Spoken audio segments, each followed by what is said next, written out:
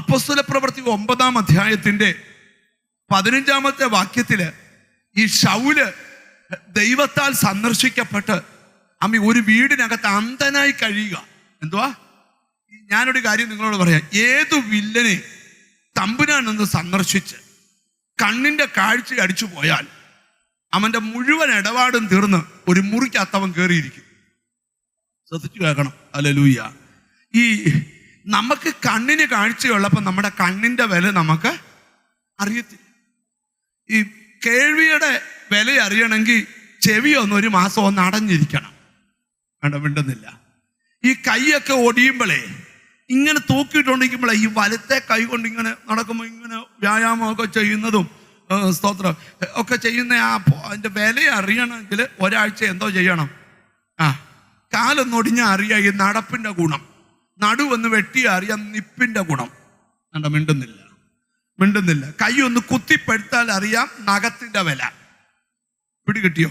എന്നാൽ ഇതൊന്നും വരുത്താതെ നിന്നെ ഇരുത്തുമ്പോൾ നിനക്ക് ഭയങ്കര അഹങ്കാരവുമാണ്. നിങ്ങളാരും അല്ല, അഹങ്കാരം ഉള്ളവരോട് പറയുക. അന്യായ ജാടയാ. ആരുടെ മുമ്പിലും താഴത്തില്ല, ദൈവത്തിന് മുമ്പിലും താഴത്തില്ല. ഞാൻ കൊച്ചി രാജാവിൻ്റെ മോനാന്നും പറഞ്ഞുകൊണ്ടാണ് നടക്കുന്നത്.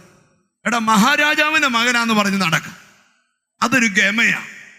നിങ്ങൾ നീ ഇന്ന് തൊട്ട് അറിയപ്പെടുന്നത് നിന്റെ പേരിലല്ല, ഈ നാമത്തിലാ. നിനക്ക് ലഭിച്ചിരിക്കുന്ന സകല പദവിയുടെ പിമ്പിൽ ഈ നാമം ഉയർന്നു നിൽക്കുക.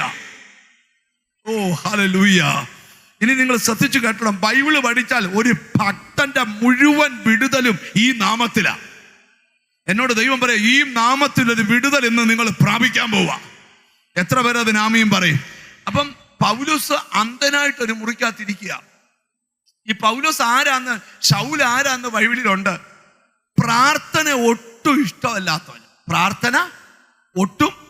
ഈ നമ്മുടെ ഇടയിൽ 2 ഗ്രൂപ്പുണ്ട്. ഒരാൾക്ക് നമ്മുടെ വീട്ടിലൊരാൾക്ക് പ്രാർത്ഥന ഒട്ടും ഇഷ്ടമല്ലെങ്കിൽ ഓർത്തോണം, ഉടനെ തന്നെ അവൻ പ്രാർത്ഥനക്കാരനാവും. പിന്നെ വേറെ ചില കുഴപ്പമുണ്ട്. ചിലർക്കൊരു കുഴപ്പമുണ്ട്, അവർക്ക് കെറുവൊന്നുമില്ല. അവർ വേണേ പ്രാർത്ഥനയ്ക്ക് വരികയും ചെയ്യും, പക്ഷെ ആയുസ് നന്നാകത്തില്ല. മിണ്ടുന്നില്ല. ഞാൻ ചിലരോട് പറയാം, അച്ഛാ പ്രാർത്ഥനയിലൊക്കെ ചേർന്ന് നിൽക്കണം. ഉണ്ടല്ലോ. എവിടെ? യോഗം നടക്കുമ്പോൾ കപ്പക്കാലയിലുണ്ടല്ലോ. മിണ്ടുന്നില്ല. എൻ്റെ ഭാര്യയെ കൊണ്ട് യോഗത്തിന് വിട്ടിട്ട് ഞാൻ കാറയിരുന്ന് കേൾക്കുമായിരുന്നു. ഉണ്ടോ? യോഗത്തിന് സ്തോത്രാഴ്ചയും കൊടുത്തുവിടും, ദശാംശവും കൊടുത്തുവിടും, പക്ഷെ പുള്ളി രക്ഷിക്കപ്പെടുക. അങ്ങനെയുള്ളവര് പണ്ട് ഒരു രാഷ്ട്രീയ നേതാവിന്റെ ഭാര്യ ഭർത്താവ് അറിയാതെ പോയി സ്നാനപ്പെട്ടു.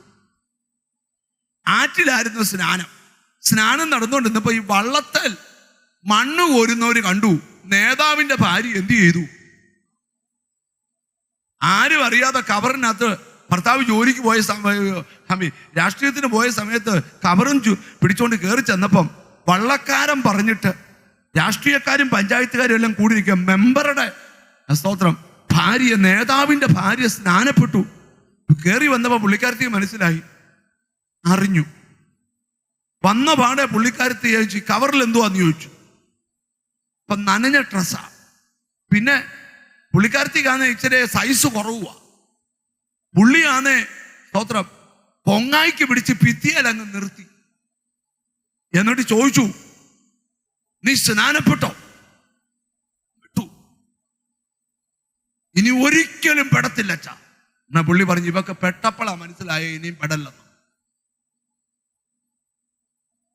പിന്നെ വല്ല വെളിവ് കൊണ്ടു. എടാ, സ്നാനം ഒന്നേ ഉള്ളൂ. നീ അടുത്ത ആഴ്ച സ്നാനപ്പെടുവോ? ഒരിക്കലും. അപ്പൊ പുള്ളി പറഞ്ഞു, നമ്മൾ ഈ പ്രാവശ്യത്തേക്ക് വിടുവാ, എൻ്റെ ഭാര്യയല്ലേ, ഇവക്കത് സ്നാനപ്പെട്ടത് തെറ്റായിപ്പോയെന്ന് മനസ്സിലായി, അതുകൊണ്ട് ഇനി അവൾ ഒരിക്കലും എന്ത് ചെയ്യത്തില്ല. അപ്പൊ എൻ്റെ പൊന്നച്ച ഒരിക്കലും ഇല്ല. ഇവക്ക് സ്നാനം അറിയാം, ഇവൻ അറിയത്തില്ലല്ലോ. പുള്ളി ഭയങ്കര ഹാപ്പിയായി. ഭർത്താവിന് നല്ല ആഹാരമൊക്കെ വെച്ചു കൊടുത്തു. 1 വർഷം തികഞ്ഞപ്പോ അവനും അതേ ആറ്റി സ്നാനപ്പെട്ടു.